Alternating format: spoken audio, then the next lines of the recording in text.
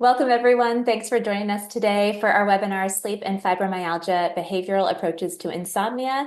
I'm Nicole from Swing Care. We're a virtual specialty clinic dedicated to fibromyalgia care. And with us today, we have Dr. Jenna Carl and Dr. Dianne Shumay. So thank you both. We know for so many people living with fibromyalgia, sleep can be one of the most frustrating and disruptive symptoms. So it really can affect every part of our day-to-day life. And that's why I'm so excited today for our discussion.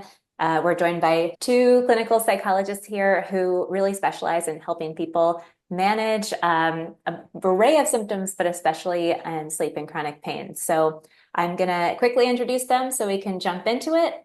Dr. Jenna Carl is Chief Medical Officer at Big Health, where she leads clinical evidence development of its digital mental health programs, including Sleepio RX, which is a digital therapeutic intended for the treatment of chronic insomnia. Practicing clinical psychologist and researcher, Dr. Carl previously served as chair of the APA's Division 12 Presidential Task Force on Technology and Mental Health Treatment. She also obtained her doctorate in clinical psychology from Boston University and trained at Massachusetts General Hospital, Harvard Medical School, and the VA Health System's National Center for Innovation to Implementation. So really excited to have you as our guest, Dr. Carl.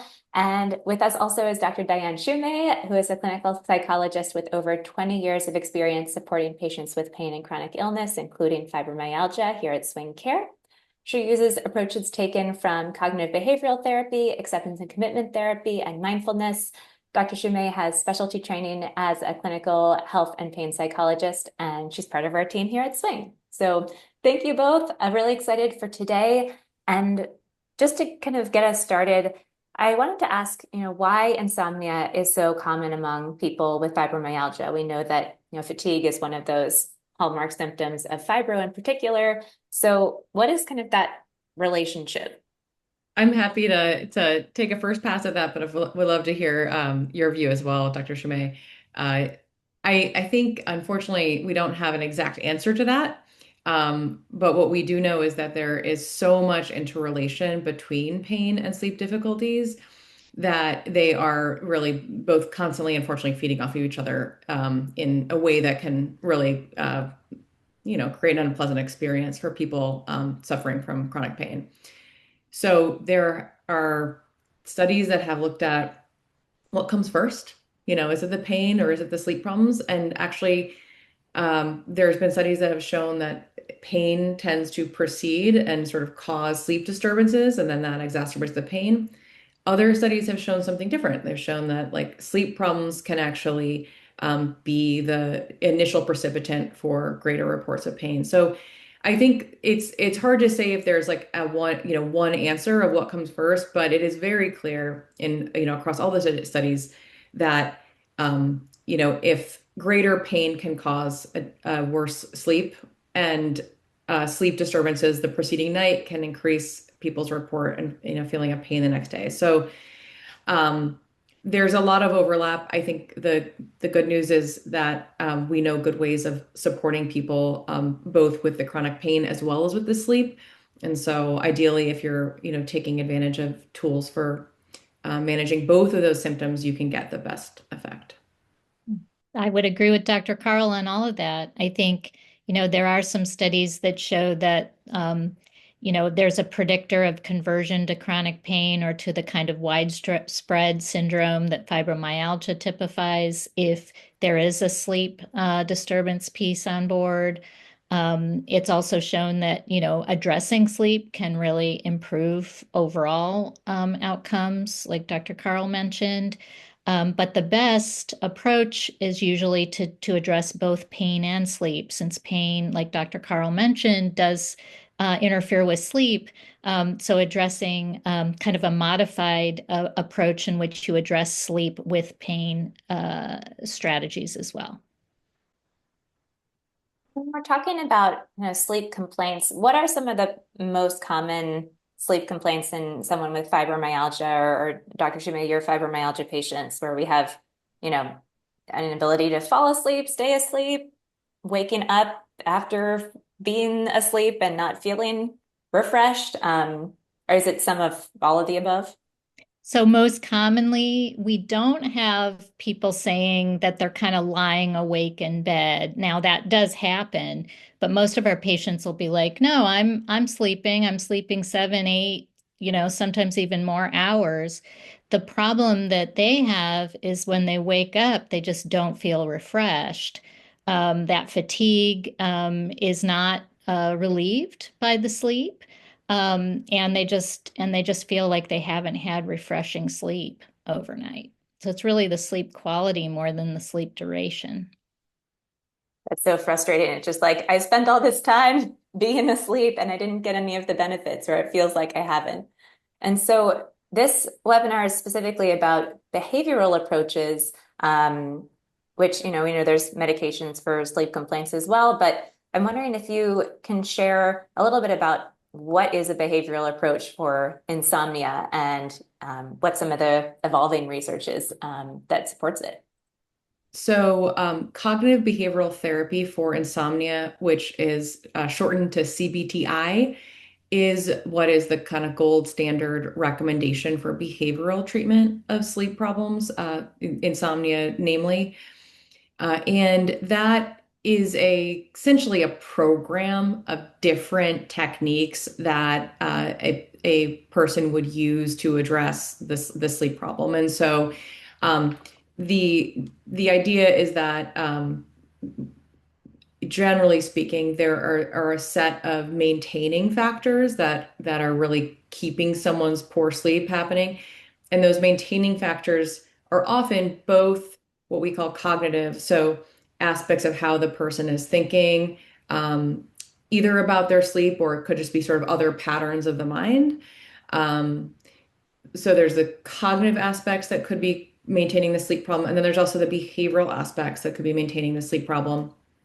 And these are the kind of things that often are not really obvious to the specific person who's, some of them may be obvious, but other ones may not be. And so a program of CBTI for insomnia really gives people a full set of those techniques so that you're addressing any particular patterns of thinking or mental activity, as well as any patterns of behavior that are part of what's driving that insomnia. I'm happy to kind of talk through examples of that as well, right? Like realize that's quite high level and so might not be a little bit too abstract probably. Yeah, I'd love to hear some examples, and then maybe also kind of how that differs. I think probably people are familiar with like using music to fall asleep or using like a podcast or something like that. And so, yeah, if you could share some examples of like what those behavioral patterns are or patterns of thinking, and then maybe also, yeah, how a technique like CBTI would be different than like maybe a distraction technique or something like that. Yeah, yeah, absolutely. Yeah, so just to start on that, I mean, CBTI is basically the full program. So it's like it's giving you many different techniques addressing these full set of factors that could cause insomnia to make sure that we just like take care of everything that we can. So that's different than like using one specific technique like distraction or, as you mentioned, music or something that might be soothing and promote relaxation and help fall asleep. So that'd be sort of one technique that you would find within a CBTI program. And those are great techniques. And by the way, if those are working for you, by all means, keep doing them. Many people find that, just one technique isn't fully enough. And also sometimes something that was working well stops working. And so that would be when, you could think about a CBTI program because it would give you a broader set of different, skills and techniques to be using. And so some of the other examples, so if you think about relaxation exercises or methods, which we're just talking about, I think that's really intuitive for people that like, oh, maybe my difficulties around sleep are that my body's not relaxing enough for me to kind of get into deep, good, restful sleep. And so, some of the techniques people use around there could be mindfulness meditation, could be just other soothing, relaxing things like music, as you mentioned. Um, there are visualization activities, a variety of things could kind of do that. And those are meant to both quiet the mind as well as the body. And so when we talked about what you're saying, asking Nicole is like, what are the cognitive behavioral factors that those techniques are addressing, um, it can, so kind of overactive mental activity, which could be worry or just, continuing to kind of process the day, like that's one, or, really continuing to think about, focus on the pain you're feeling, which, and how it's going to be hard to fall asleep if you're in pain. Like there can be the kind of, that repetitive mental activity that can make it really hard to fall asleep. And so, as an example, like a relaxation activity that focuses your mind on something specific, like the meditation that you're listening to, can help basically relax your mind because it's distracting you and pulling your attention to something else. But it also is similarly uh, producing physiological relaxation, which is very important because pain as well as stress related to sleep can promote tension and stress hormones really within your body, which keep your body from being essentially calm and ready to fall asleep. So that's like one example of like types of techniques where they're addressing two aspects of your mind and your behavior that could be, keeping you awake. There's other ones that are like less intuitive. Just like to one example would be sleep restriction, where it's that we actually in CBTI recommend people spend a little bit less time in bed in order to actually get more consolidated, restful sleep. And so that's one where it's strictly addressing behavioral issues around being in bed when you're not getting restful sleep. And that can also be very powerful. So very different types of techniques are included in CBT, and they are addressing a variety of very different types of factors that are maintaining it. Those are really good examples. One of the things that we see with fibromyalgia is, especially people who are kind of not working because of disability or, is that we're seeing sort of kind of upside down schedules. So people are staying up, pretty late at night. Um, and then kind of sleeping in through the morning. So CBTI would kind of talk about scheduling sleep in a way that, helps to promote kind of the best sleep schedule, as well as kind of promote the best quality of sleep in that sense. One of the questions I had was on this word sleep restriction. So a lot of my patients kind of step back from that. They're like, if I'm finally sleeping and it's 9 a.m. or 10 a.m., I need that rest. Now you're telling me to get up and set my alarm and kind of get out of bed. So I'm just wondering, Dr. Carl, if you have some advice for all of us as we work with really tired people, how to help them kind of get a little bit healthier of a sleep schedule on board. Yeah, it's a great question. It typically is the number one first thing that you would do around sleep is to get a consistent sleep schedule, because that consistent daily rhythm is so influential in terms of how you physically feel, and your really impacts your whole body, your whole body's like neurochemicals essentially. So um, even putting aside any restriction of a sleep window, really, the simplest thing that can be really helpful is just setting the same wake time every day. And I know, as Dr. Shumay said, that can be really tough, for if you're experiencing that, a late falling asleep, or, difficulty falling asleep. Um, I think what is important to know is that it it is the regular wake time that helps then regulate that sleep time. And so we would want people to expect that it can take a few days for a regular wake time to start kind of exerting that effect at night. But ultimately, everyone accrues a sleep drive during the daytime when you're awake. And it's when that sleep drive accrues by nighttime, when it gets big enough, it's what starts putting pressure on you to be sleepy and to fall asleep and to get good quality sleep. And if you sleeping later in the morning, means that you have not as much sleep drive to pressure you into good sleep at the night. And as well as if the amount is kind of changing day to day, it gets hard for your body to know what to do. So to the extent that you can come up with a regular wake time, that can and really try to stick with it. Say, try to stick with it for 5 days, something, a few days, enough days that you can kind of see what if it's starting to drive better sleep at night. That can be very helpful. Um, I don't know, Dr. Shumay, have you found other suggestions specifically around how to do the sleep scheduling that you think are important to call out as well?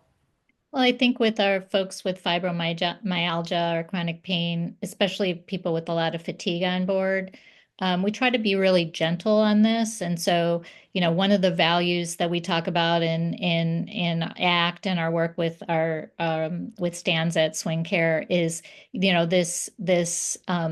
self-care and self-compassion value.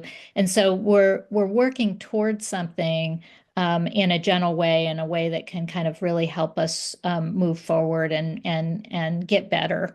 And so, we might want to kind of take this advice and then we work together to, adjust that in a little bit more gentle way. The other thing that we remind folks about when they have fibromyalgia is that when you start doing a little bit of that kind of setting of the schedule and it starts to be a little bit of that kind of sleep restriction in that gentle way, they may expect to have a bit more fatigue on board for a little bit before it starts to get better. And I think that just having that awareness of that is helpful so that people can persist and continue on. And that leads me to a question back to you, Dr. Carl. If somebody does employ some of these strategies on CBTI and they have chronic pain, fibromyalgia on board, about how long does it take for them to see some kind of benefit in their overall sleep quality? Yeah, that's a great question. We haven't done specific studies exclusively on patients with fibromyalgia or chronic pain. However, in the in the broad research and what we have done on like chronic pain, we've had some chronic pain specific studies, just not fibromyalgia exactly. It's been it's been actually the same timeline that we would see more generally. So for we have a digital CBTI program, which I think Nicole you mentioned called Sleepio RX. That program, we look at outcomes at 10 weeks, and the majority of people using Sleepio have been able to see good effects by 10 weeks. In fact, if you look deeper into the data, actually people are starting to see benefit around 3 weeks of use. And so pretty quickly, I think people can start to see a benefit. Usually you want to spend a little bit more time continuing to practice and kind of keep up like those kind of healthy sleep habits to really get the full benefit. But with cognitive behavioral interventions, it you really if you are doing them, you should start to see an effect, within a few weeks. Like it's a signal that it's starting to work. It may not be the full effect, but you should start to see some benefit. Well, that's really promising. I think that's, very optimistic message for our patients to, again, you may see some more fatigue in the beginning, but you're going to start to see some benefit pretty quickly in this. Um, another kind of feature of our patients that I'd love your comment on, Dr. Carl, is that people with fatigue and chronic pain tend to be pretty sedentary during the day. It's just hard to do activity, and so the activity level is lower among a lot of our patients. And part of what we do in our behavioral approach to chronic pain and fibromyalgia is to help people kind of begin to move a bit more with pacing approaches, with frequent resting and things like that. But do you have anything to share about sort of these folks that are just spending a lot of time indoors, not moving a lot during the day, and how that might affect or impact their sleep at night? Ultimately, it kind of goes back to what we were talking about earlier around what are the factors that promote that really like healthy sleep drive at the end of the night. And some of those factors, well, part of that is just what time you wake up in the morning, but other things include other experiences that help set your sleep clock and that facilitate sort of a natural daily rhythm and healthy lifestyle. And so some of those can be like getting light in the morning is a big one. And so even if, we always recommend for people to get some activity, ideally also in the morning, or, the earlier half of the day. And that doesn't have to be vigorous exercise. That can be really anything that, you are up for, even if it is, a slow walk or just getting up, stretching, things like that. That can be helpful, but certainly morning light is a big one. And so if you are able to, be outside, that's always the easiest. If you're sitting, just sitting outside on the stoop, getting a little sun on your face. If that's not possible, certainly people can buy lights that mimic natural sunlight, and so you can find those quite easily on online searching. So that's another option. Uh, Eating meals at regular times that also helps set that regular schedule that is conducive to then getting good night's sleep. So, and I know some of these things are the hardest things to do with chronic pain, but to the extent that you can try to kind of put in that daily rhythm and structure, with the little morning activity, regular meals, healthy meals, like that will, support broader health. Also, not a lot of if you reduce screen time and bright lights in the evening, that's also helpful. It's cueing your body about what time it is. It facilitates your more natural hormone secretion. Melatonin is a hormone your body naturally produces to help you fall asleep. And if you're, sending a lot of bright light into, through your eyes in the evening, it can tell your body it's not nighttime yet and can, kind of change your hormone production. So those would be some other things that people could think about. So just keeping that rhythm, understanding that we are also connected to the rhythm of the night and the day. And to be able to sleep, our body needs to have those cues, activity and light in the day, quiet and dark in the evening, night. And these are real basics. I think if we were putting our babies to sleep, we would think of the same. So just keeping that in mind. And I think this is also a good time to plug a webinar that Dr. Shumay has been on previously, our pacing webinar, because it kind of relates to a couple of the user submitted questions we got where, exactly as Dr. Shumay pointed out, we're often starting with like a very flipped schedule where people are very, brain fog, fibro foggy in the morning, even if they've gotten, a good chunk of sleep.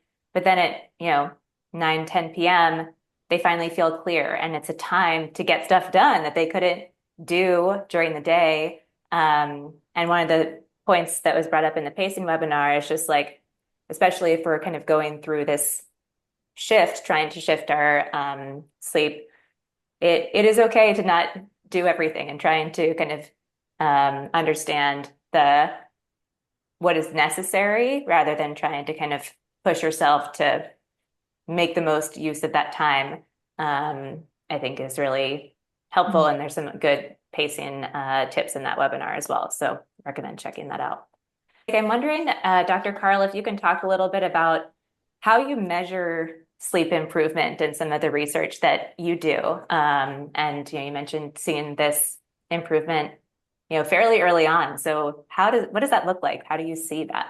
Ultimately, improving sleep is a lot about measurement because typically making sleep care recommendations involves collecting some initial data to understand what someone's current sleep regimen looks like.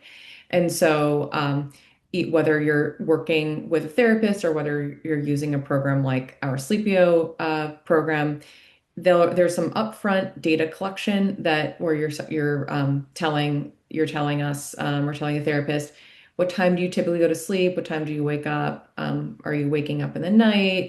What's kind of happening there? What's your sleep quality? We also typically want to know like more about like how long you've had sleep problems, what's the typical nature of those sleep problems, et cetera. And so that baseline information uh, helps inform like the treatment program that you would do. And then we or therapists would recollect some of those data points as you go to make sure that they're starting to improve and to continue to customize or tailor the program. Actually, the sleep information I mentioned, like what time you went to sleep, what time you woke up, et cetera, that kind of information, it's important to track on a daily basis. And so that like for our Sleepio program, we call that our daily sleep tracking. So then that we're able to say, and you can easily see yourself, like, is your sleep improving? And so one of the metrics you might see in a sleep program is called sleep efficiency. And that metric says, how much time was I asleep?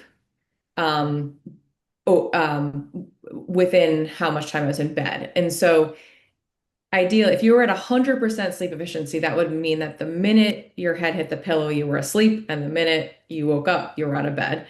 And so most people are not at 100%, but typically people feel best if they get good sleep efficiency. And so that's one that you would look for. And generally in there, anywhere above 80% is pretty good for that. So that for that measure. Um, and we would look at sleep quality, which is really just based on your um, personal rating of how rested you feel in the morning. And so that's another one we could look to see, is this improving over time as you're using this program and these techniques? Are there people for whom this is a better fit or not a good fit? How do you kind of think about who should be trying some of these CBTI techniques? It's a lot about a patient's preferences. So the research data shows that CBTI is generally more effective than medications, also including in fibromyalgia patients, and it is lower risk. It's not, because it's not a medication. It doesn't have side effects. It doesn't have safety issues that you can have with medication, particularly when you get like multiple medications combined.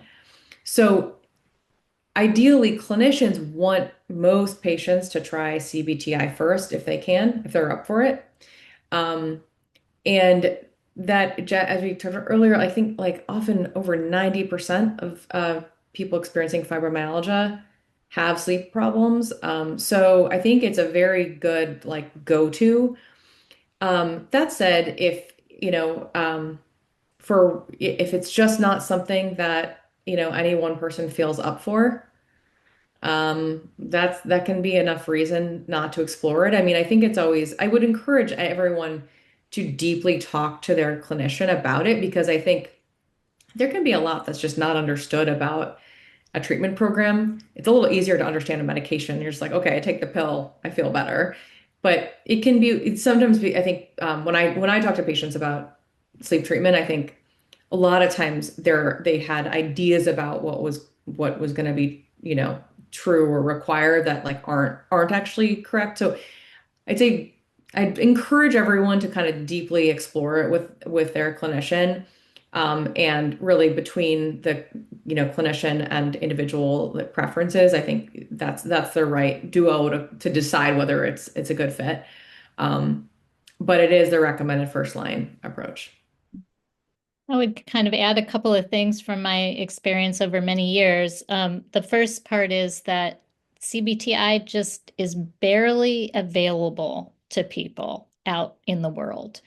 To get a therapist who can do CBTI, it requires this training of, it's not the same as regular CBT. It's a very specialized treatment, and not every therapist, psychologist is trained in it. So it's very difficult to get, and that's why it's really exciting to have access improved with a digital approach.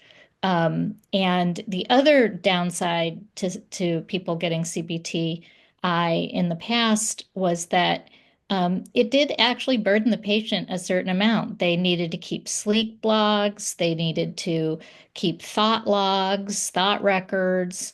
They were, they had to figure out an infrastructure for scheduling. I mean, there was just some things that when we were offering this to certain patients, we would feel maybe that's a bit additionally burdensome for somebody who already has kind of brain fog and fatigue and is overwhelmed in general by tasks that they feel are undone and that sort of thing. So I think that one of the beautiful things about having kind of a digital offering in this space is the opportunity that people have to take off some of the more challenging pieces of just the infrastructure that was on the patient and let the patient get more of the benefit. So I'm very excited about that. That's really why I joined like Big Health is like what we've been trying to do is to create that much easier experience and access of getting CBTI. And if you can do it with a therapist as well, there's no problem with combining it with a therapist, but it's very, as you said, it's just gonna be very hard to access, generally speaking. And if someone's kind of curious but not sure, Dr. Carl, as you said, it kind of depends on patient interest and buy-in in something like this. Like, is there, before they explore like a program or a therapist, um, is there like an exercise or a resource that you recommend kind of seeking out where they, or maybe some of the examples that you shared earlier, where they might kind of get a taste of what that's like? It's a good question. I think that's a bit hard because there's not there I think the fundamentally what is effective about CBTI is that it is this program of a variety of different interventions that address these different components of insomnia. And so I think sometimes actually what happens is people try something like progressive muscle relaxation or something that is actually one component within CBTI and they think, oh, this didn't work for me, therefore CBTI is not going to work. And so that it's really, and that's typically not the case. It's more that like, just in fact, if you think about a CBTI program, you could probably guarantee that there'll be at least one or two things within it that you won't like, you won't end up doing, and it won't be or it won't be helpful to you. And that's okay because likely there will be still a handful that are. So I think it's hard to get a taste without actually kind of starting into a program. What I would say though is just give like I would give people comfort by saying like it is a rich program. There are a lot of different interventions that are part of it. And almost everything you think of that you would do on your own, like like the kind of more simple things like accessing um, relaxation audios, uh, improving aspects of your bedroom comfort. Like even those are within a CBT program, and so I generally would just encourage people to give it a shot as opposed because I don't know if there's anything else short of just giving it a shot that could give you a sense. That said, I do think it's if you have questions, I think, certainly, we like at Big Health, we have information about Sleepio, on our webpage and there, so you can certainly read about more about like what these programs are like. And certainly you could talk to your provider to understand more as well. Assuming there's someone that it's a provider that knows a little bit about sleep and CBTI. So I think getting your questions answered ahead of time is certainly good. Oh, by the way, like the internet's getting pretty good at answering some of these questions too. So you could certainly Google like what should I know about CBTI ahead of doing it, and what are the different components. Like you can actually get pretty decent answers of like that general kind of information just from searching in any internet browser that you use. I want to add one thing, and that is that, even if you tried CBTI in the past and think, oh, I've done that, what my experience is that every time we revisit these kind of a behavioral approaches, we come at it with a different point of view. It's a different time in our life. We've had different experiences. We can get something different out of it. So I think, even if like 20 years ago you tried CBTI with, somebody who may or may not have known how to do it well, really give yourself a chance to try it again. One thing about CBT that is really interesting, I think, and wonderful is that CBT includes pretty much everything that works is allowed in CBT. So if there's new knowledge about sleep, CBT kind of brings that new knowledge in. And so, like Dr. Carl really understands a lot of the latest research on sleep and how it's impacted behaviorally, that gets pulled in. So I think, I just invite you to kind of come back again and try it again. Yeah, it's like I have a particular book that I reread every so often in my life because you get something different out of it. So probably should be reading new books, but it's fine. I enjoy it. Um, just as we wrap up, I'm curious, um, both Dr. Shumay and Dr. Carl, if there's like something about insomnia that you wish more people understood, what would that be? Maybe the physiology or more about some of these evolving therapies and how people access them? What would that be? I know what it would be for me, which is I think there is just this common misconception that insomnia and sleep is sort of like a purely biological problem, and therefore that the only thing that would really treat it or solve it is medication. That is sort of that's maybe the thinking of, I don't know, 50 years ago, but it's persisted in a lot of settings. And what is incredible, and I hope is like actually very empowering to everyone watching this, is that actually sleep and insomnia is as much, if not more, environmentally and behaviorally driven, and in ways that mean you can drive and treat sleep and insomnia as much through actions that you take as you can with a medication, and in many cases more. And so it's not to say that it's always easy to, think, okay, like the responsibility is on me for improving my sleep. But in the same token, it's empowering, I hope. Um, and really, so understanding the ability that, each of you have in driving those improvements. Um, because it's really acting on, in the end, it acts through the same channels that sleep medication does as well, but you're doing able to do that without side effects or other risks, other things that could be creating like long-term health outcomes and worsening. So anyway, I think that's just incredibly powerful, and just hope that hope that's something you can take in positively. I don't, not as a burden, but actually as an opportunity.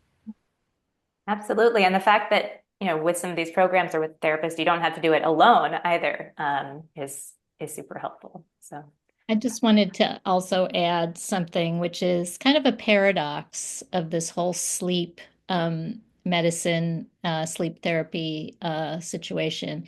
We do know that sleep is helpful. We do know that getting better sleep will help all kinds of our health outcomes, right?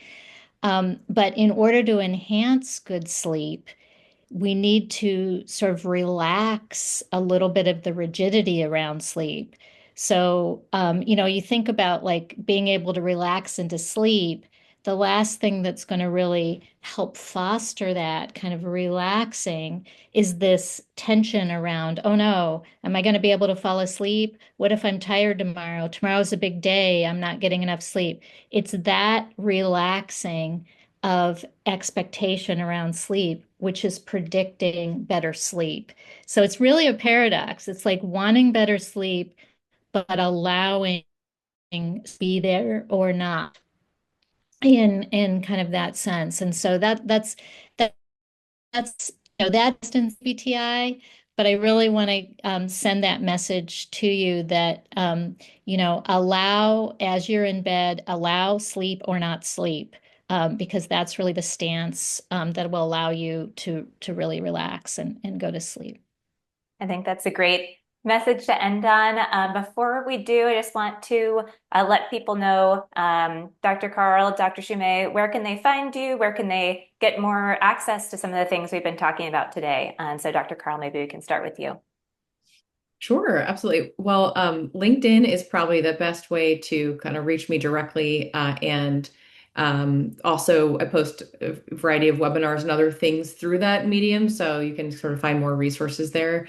Also, hello@bighealth.com would be a way to get an email to which you could direct to me or to anyone at Big Health if you had questions about sleepio or things like that.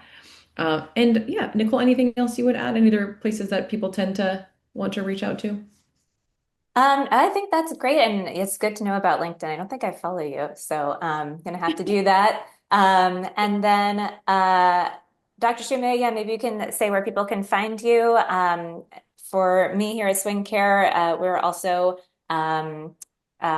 working to evaluate patients for sleep issues, things like that. And then Sleepio RX is also one of the treatment offerings that we have. So if you are curious about more of Dr. Carl's work, you can also ask your clinician about it at Swing Care. And Dr. Shumay, I'll pass it to you. So I'm at Swing Care, so www.swing.care, and you can reach me via that platform. We do have psychologists, therapists at Swing Care addressing sleep issues.